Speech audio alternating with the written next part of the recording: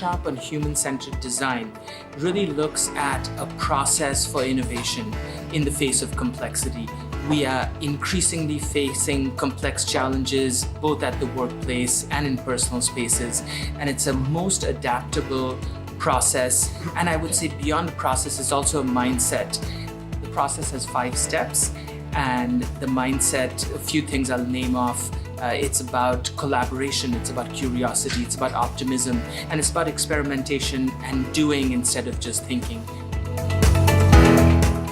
So what we do is in the morning, we really get an experience of human-centered design, and then back into the 5 steps. And then in the afternoon, participants have a chance to actually apply it to both a professional as well as a personal challenge that they're facing. This course in human-centered design is incredibly dynamic.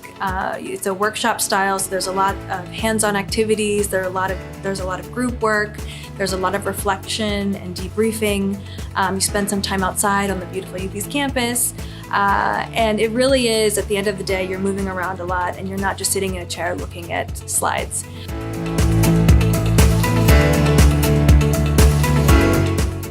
The other thing that makes this course really interesting is that there are a lot of nationalities represented.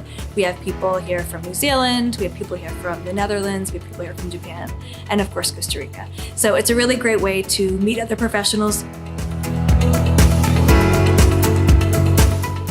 This one-day course on human-centered design has helped me understand that there are challenges that I've been facing through my day-to-day work, that I can have some tools to solve them, and that it is okay to iterate again and again. My goal is to get to know a little bit more about human-centered development, and both for myself and also to take it back and teach my colleagues about it. So really excited to be here. I coach kids, groups of kids in STEM projects, science, technology, engineering, arts and maths. And I love to implement some of the design thinking and human-centered design concepts into my classes. So hope that many of you will consider joining us, and please feel free to reach out if you have any questions.